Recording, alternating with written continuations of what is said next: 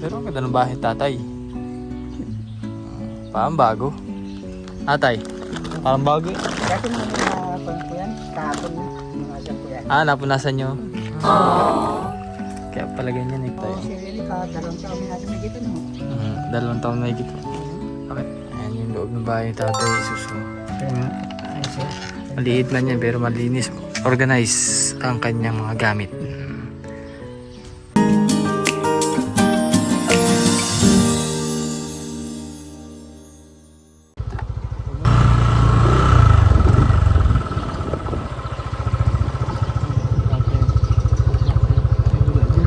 Ay, nandiyan si ano, oh. Kuya mo yan. Andun, si Tatay Jesus. Oo. Ayun, oh. Tatay Jesus ka medyo. Ayun nga, nandun. Marunong ka pa.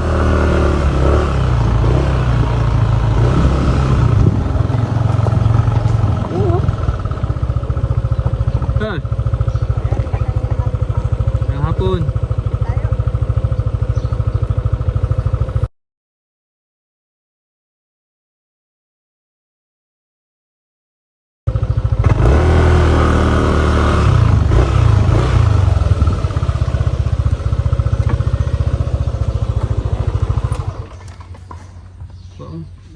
Lambot. Hapon po. Ngayong hapon tay. Kamusta? Ito. Sabi mo, sir, eh, oh. Ha? Kaya hindi ako patalipag ng tanghali din. Oo. Tutok na tutok kayo no? Ha? Tutok na tutok. Oo. Ay, hanggang alisin ko na po yan. Kaya nga. Summer na summer oh. Pero ang ganda ng bahay tatay. Parang bago. Atay, parang bago eh. Dati mo na po yan, kahapon mga asan po yan. Napunasan nyo. Kaya pala ganyan eh. Kintab eh. Parang ay 2 months. Plus 2 months kasi pininturahan ko ulit yan yung bahay ng tatay. Oo, seriously, dalawang taon natin na dito, no? 2 taon na higit. Ayusin ko yung motor baka naglag eh. Yan po, sir, sa sige, dito na yun. Sige lang. Yeah. Yan. So yun nga. Tatay yung kauna-unahan natin na kabahayan. Dito yan sa Bansod. Likod po ng gym. Ako niya, sir, ang pag tingin ko, ang taga malabo talaga pag mainit. Ano kayang salamin mo tatay? May grado yan? Wala? Wala ho. Saan yung binigay sa yung Nandyan ano? po. Ay, kwan po. Pag malayo po, medyo nagaganyan-ganyan. Ako malapit na ganyan, mas lalo na. Kaya nandun, tinago ko. Mas naigitong ganito, kahit malayo, ayos lang siya. Ano ibig sabihin? Parang di man sa'yo ano? Di man Parang sa'yo... hindi ko kasukat. Uy, sinukatan ka din ah. Ay, bukod ho yata yun eh, yung dating kinasakin ang yun yata yung naibigay. Hindi. Sukat sa'yo yun eh. Di awan mo. Andiyan po. Ikaw lang magpa-check up doon tapos binigyan ka ng sunglass. Ng reading glass. Baka hindi ka lang sanay. Siguro sabi nga, pag sanayin mo, sabi ko, sa pa ako natin sa malayo, nagaganyan-ganyan, tingin mo. Baka kailangan parang masanay ka muna, masanay yung mata mo. Siguro kaya ganun. Ay, nung binigay natin, binigay sa iyo, hindi mo nagagamit ng matagalan? Hindi pa ho. Sayang yun. Ay, nandiyan naman yung nakatago. Nakatago nga, di nagagamit. Sayang pa rin. Ay, Kaya binigay sa iyo para magamit mo. Nahihilo ka. Ang paningin ko baga ganyan parang sabi, ay para ako mapamuoy. Kasi last time mababayan si Tatay Susay, pina-check up po yung mata. Tapos nabigyan din siya ng reading glass. Yung sukat mismo sa kanya, hindi daw niya nagagamit kasi nahihilo siya. Iwan ko lang.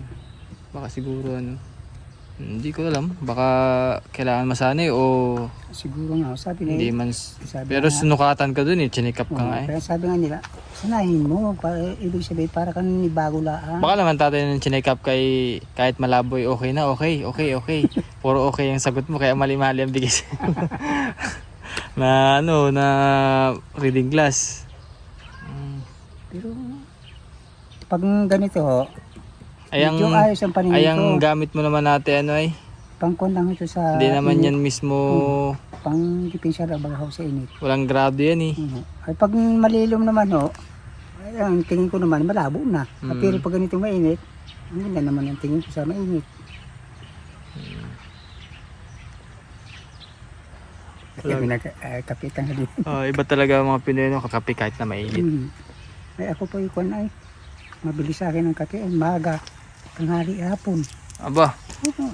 baka naman magka-acid ka niyan, tatay. Ay hindi naman yung isang Nescafe po, inapagdalawa ko. Napaghati ko yung isang stick na ganyan, napaghati ko.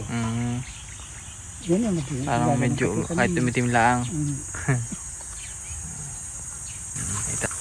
Ba, parang mayroon kang bagong sako, tatay ah. Takwan po yan, yung ang tawag doon, yung bunot, Bunot, saka ito uling.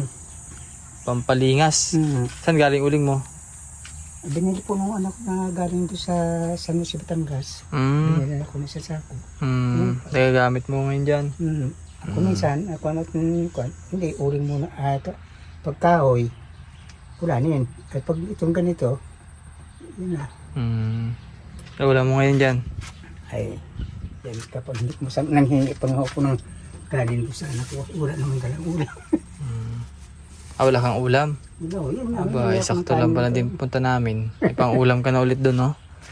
Ayan yung loob ng bahay ni Tatay Jesus, oh. Kaya nga, ay sir. Maliit man yan, pero malinis. Organize ang kanyang mga gamit. Meron siyang insulation foam. Nilagyan namin last time. Pero ganun pa mainit pa rin dahil din, no? Yung sinag ng araw, Tatay, no? Ikaw ka ng kwan, paggabi sir ay kwan, no? Hindi ako makatulog. Blini? Gawa siya ng daga, nagatinakbo. Doon sa taas? Oo. Sabi ko nga, bali, alisin to. Pero sayang na. Ay, mainit. Mainit ka. Mainit na ho. Oo, tara din, Tay. Meron kami dala. Tatay, oh. Yan po si Mrs. Ma. Misis po. Ay, hindi ko na. Si, naisa lang ho yan. Baka mamaya sabihin mo, Tatay, parang... Pamilya ko na ako si Manay. Kaya ilang kwan na yata, ilang buwan na yata hindi ko nakikita. Sabihin mo, ba't parang ibang dala mo ngayon din eh. Naisa lang yan. Diyan na lang. Gawa na mainit dun sa part ni Nay. Kaya man din sila kwan. Hindi ako nagalagi din yung pag patangali papon. Hindi ako nagalagi din. Walang ako muna sa... Kaya nga, dun sa ano, kabila, no? Hindi pala si Kuya Am yan. Hindi ko naman nadala ng ano, grocery. Sunod na lang siguro. Kailan pa si Kuya Am yan dyan? Medyo... Tagal na? Tagal natin. Next time na lang kasi kala ko naman wala siya dito. Kasi si Kuya Am yan po yung nabibigyan ko rin ng, ano, ng grocery. Pusil po. Sa island din natin yun sa bubugan. Kaya nga, next time na lang. Nagpunta sa kapatid ng hingi. Sabihin. Wala naman kuha. Kaya ang buhay din pa ng papabayan nila ulim. Anak ka ni Kuya Am yan? Hindi ko. Ay, pamangkin. Dito sa kabila. Ay. Apo. Apo. Ako ni Tita yan. Ito, Tatay, pang ulam mo. Aba, ang dami ng kapila. Ha? Ang dami. Pero yung binili mo sa akin, nandiyan pa na. Oo. Minsan man din yung nakikikit. Tinago ko doon sa silong ng dyan. Yan naman ay para sa inyo para hindi na kayo ganong mag-isip sa mga kakainin nyo. Ano? Opo. Kaya monthly din binibigay sa inyo para ay makain kayo sa pang-araw-araw. Gaya yung sabunahan, yung kano, pang mayroon pa dyan, natipid-tipid yung isang sabon na ganyan. Na pag-apat ko para makatipid ka ako sa sabon. Pag may apat na damit akong tubal, nalabang ko na agad para hindi ako maipunan. Kaya nga. Basta ikaw ay mag-ingat lagi, ano? At lagi magdasalan tayo. Ako po naman ng Diyos eh, ang sarap niyang tulog ko gabi. Pag Lagi magdasal. Walang problema yan sa akin. Ang problema ko dito. Sa bagay, hindi na ako maya siya. Parati tayo nagagawa. Ang problema ko lang, ulam namin. O ulam ko. Yun ang problema. Kung minsan po, bagoong, sibuyas. Hanggang nun, ikot-ikot na lang yung sibuyas. Kaya lagi may ulam na dilata. Tatay. Kahit na dilata, pero mahalaga ay may pang ulam. Oo. Kasi hindi naman araw-araw ganun laging inuulam, ano? Kakasawa din mo.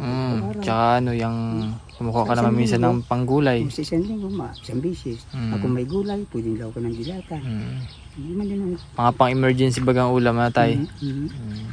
Kahit sino naman siguro mananawa kung yun ang kakainin lagi.